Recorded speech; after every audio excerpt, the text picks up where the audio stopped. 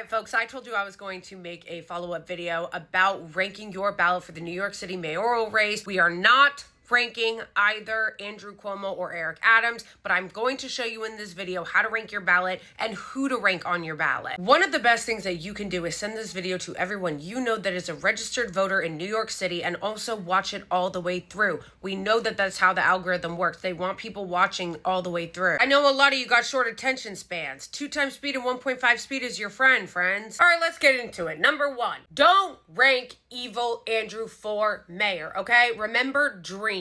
Tell your friends, tell your family, tell your cat, tell your landlord, tell the guy at the bodega, tell everybody not to rank him at all. It is not enough to put 3 people and then Andrew Cuomo at the bottom. Not at all, folks. Not on the ballot at all. That also goes for this clown. We're not ranking him either. If you'd like another nifty acronym, we also have don't rank Eric or Andrew mayor. By the way, don't assume everybody knows what you know. I was talking to one of the guys at the bodega and he said that he didn't even know all the stuff about Andrew Cuomo being a rabid, psychotic, corrupt Zionist. Most people just know him for being a cretin with women and for depopulating the nursing homes during COVID. Okay, so we're all on the same page with this before we move on, right?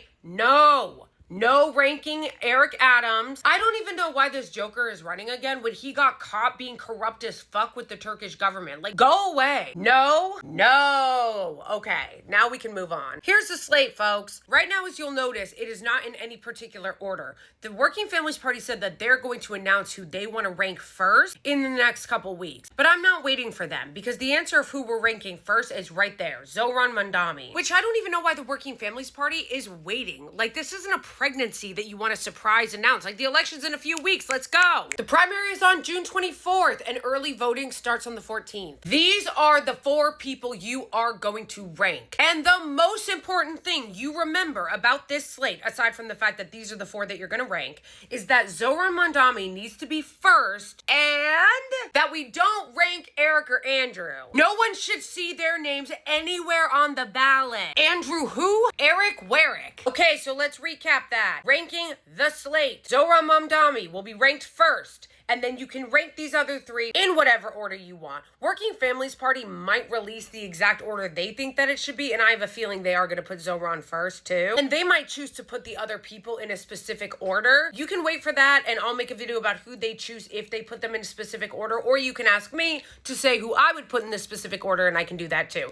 But that's not even the most important part. The most important part is that he is first, and that you also rank them and don't leave it blank. And that Harry and Marv are not on there at all. Because what you don't want to do is we don't want to just put one person, right? We don't want there to even be a chance that Andrew Cuomo wins or that Eric Adams wins re-election. But we also don't want the ballot to be empty. That is why it's important that you put them too. And also, in case he didn't get enough votes, we have a chance to have somebody who actually is fighting for working people and not just billionaires as backup. It is so important that we all consolidate around Zohran Mamdani because we don't want happening what happened in 2021. LOL, I don't even see Andrew Yang in here who ran in 2021. But the point is, we need to learn from our mistakes, folks. And as some of you may remember, what happened in 2021? A bunch of people ran as progressive, a bunch of people ran as the candidate on the left, and what happened? The vote got split because there were too many people that would not get the fuck out of the race and consolidate around one person,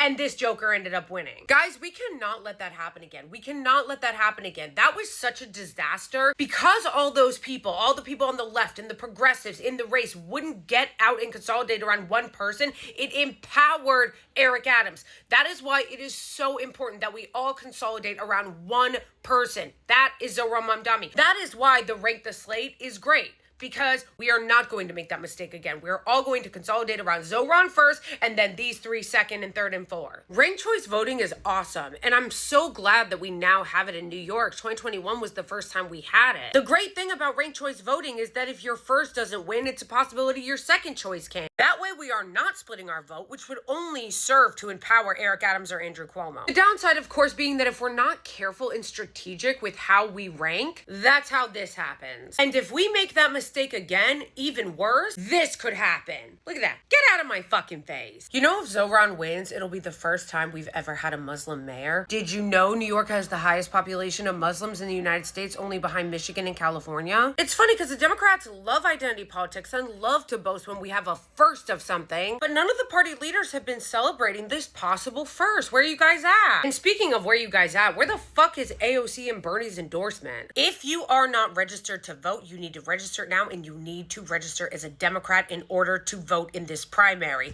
That is an important caveat that you guys need to understand. They are counting on a lot of us to just not vote. They are counting on a lot of us to not know that we need to be registered as Democrats in order to vote in this primary. That's what happened to a lot of us in 2016. That was the first time I had ever voted, so I didn't know I had to be registered as a Democrat. And because they have closed primaries, I found out too late, and then I couldn't vote for Bernie in the primary. Don't make that same mistake I did. One of the things Andrew Cuomo is counting on is low turnout. No, we need to say no to Cuomo, no to Eric Adams, no to the billionaire class, no to the Zionist racists. Why don't we push back against them and fight for working families and help elect the first Muslim in the history of the city? Someone who's actually running on policy that would help everyday New Yorkers. Unlike Adams and Cuomo, who love to use everyday New Yorkers as props in their campaign ads, but then as soon as they get elected, they don't do shit for working people. You never hear about working people again, and they go back to representing Wall Street and the billionaire class. Zoran is actually running on shit.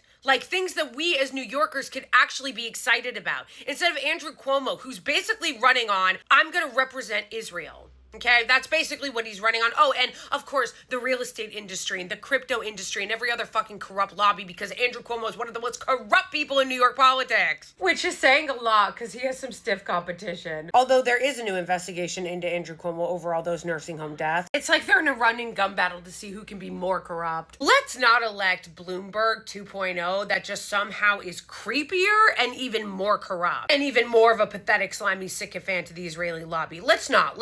Let's instead actually vote for a future.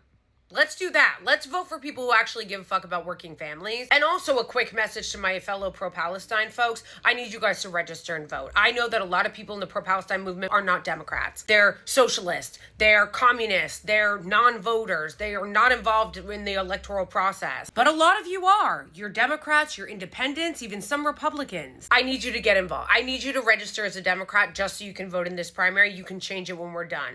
But we need to make sure that we elect him and not allow either of those lunatic Zionists to get into office, okay? They're counting on you not voting. They're counting on you not participating. Because all the Zionists, they do vote. So why don't we push back against that and that racism and that white supremacy and that Islamophobia? Why don't we encourage our Muslim and Arab brothers and sisters to exercise their political power as a voting bloc, as well as all of us in the pro-Palestine, pro-humanity, anti-genocide movement? Register to vote if you're not registered. Check your registration and make sure to change it to Democrat if you're not already registered as a Democrat, and make sure that you check your address that's up to date for your polling place. Rank the slate and don't forget to dream.